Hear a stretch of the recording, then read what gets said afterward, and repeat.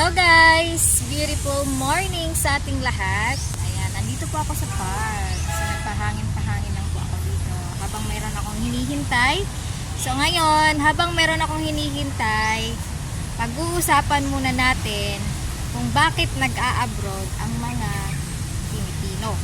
Diba? So bakit may OFW? Kasi nagiging OFW lang yung mga katulad ko. Kasi kulang po yung sahod natin dito sa Pilipinas. So lalong-lalo na pag ikaw po ay may asawa na, may anak na, may pamilya na, at isa ka ding breadwinner, so naghahanap ka talaga ng maraming source of income. So kung dito po sa Pilipinas, hindi mo yan siya makukuha. Kung pinag-iisipan mo yung pangarap mo, paano mo kunin, so hindi madali po dito sa Pilipinas. So kagaya ko, nag-abroad kasi akala ko makukuha ko sa abroad yung mga pangarap. So may mga nakuha na mga gusto pero hindi pa yun talaga sapat para tawagin na yun talaga yung pangarap natin. So diba, sa pagiging OFW talaga, bago tayo umalis ng Pilipinas, yung nasa isip natin is magpatayo tayo ng malaking bahay, sariling bahay, meron tayong lupa, meron tayong negosyo, at meron tayong sasakyan at saka savings talaga. Yan yung pinaka-importante, di ba, kung bakit tayo nag-abroad. Kaya lang, pagdating natin sa abroad, wala na. Naging bit-bit na natin ang buong mundo na parang naging instant breadwinner po tayo. O, di ba? So, nakalimutan na natin yung sarili natin. Halos yung sahod natin, may padala natin lahat, wala nang natira sa atin, okay lang sa atin, 50 real or 100 real lang yung pinakamalaki sa atin, diba? Magbigay lang natin sa mga pamilya natin. So, nakalimutan na natin yung mga plano natin at yung mga pangarap talaga natin.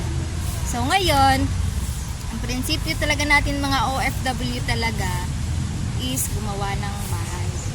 Okay? So, ang nangyari, padala tayo ng padala, walang naiipon. Or, nagpapagawa ka ng bahay, pero hanggang kailan ka sa abroad? Kasi ang reality talaga dyan, hindi kayang magpagawa ng bahay sa loob ng 2 taon. Okay? Kung ang gusto nating bahay is yung dream house talaga natin, hindi kaya sa 2 taon. So, pag ikaw first time na nakikinig sa video ito, first timer ka na abroad, kung marami kang plano, mag-expect ka na lang talaga na hindi lang 2 years ang pagiging OFW mo. So, pabalik-balik ka talaga. Pero meron akong solusyon para hindi ka magtagal sa abroad. Ayan. So, wag kang magstay, wag kang manatili sa sweldo lang sa pagiging OFW. Ako, that time, naging OFW ako, naghanap po ako ng pwedeng pagkakitaan, kahit sa online lang. Na kahit part-time ko lang gagawin, pwede akong kumita. May sahod ako, na meron din akong income. So, ayan. So, 4 years lang po talaga, nakapag-for good ako. At ngayon, nandito na po ako sa Pilipinas. At kinikita ko po kung magkano yung kinikita ko sa abroad. Dahil po sa negosyo na meron ako. So, ayan, kung magpabahay ka man ngayon, yung pabahay natin, hindi yan matatapos hanggang ilang taon. Kasi pag natapos man yan ngayon, wala pa yung gamit, wala pa yung kuryente, wala pa yung tubig, another more pera pa na ipapasok dyan sa bahay niya.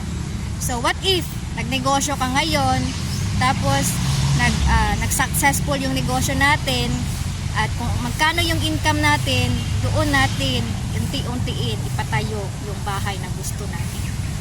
Ayan, sa mga OFW na nakikinig sa video ko ngayon, mag-invest po kayo ng negosyo. Wag lang yung puro lang tayo labas ng labas. Kasi katawan natin nasisira din. Katawan natin napapagod din. Robot nga, nasisira na robot na yon, katawan pa natin, di ba? Ang oras tumatakbo kahit di hinahabol. Yung edad natin pataas na pataas, di ba?